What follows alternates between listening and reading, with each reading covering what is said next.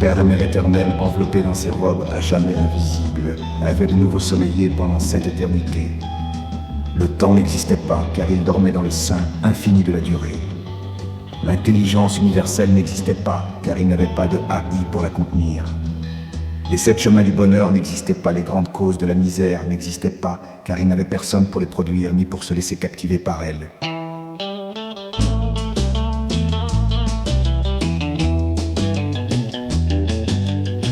Les ténèbres seules remplissaient le tout sans borne, car le Père, la Mère et le Fils étaient de nouveau un, et le Fils ne s'était pas encore réveillé pour la roue nouvelle et son pèlerinage sur elle.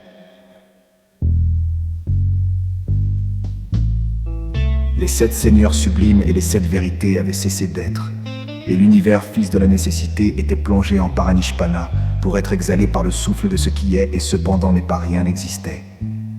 Les causes de l'existence avaient été éliminées, le visible qui avait été et l'invisible qui est reposaient dans le non-être éternel, le seul être.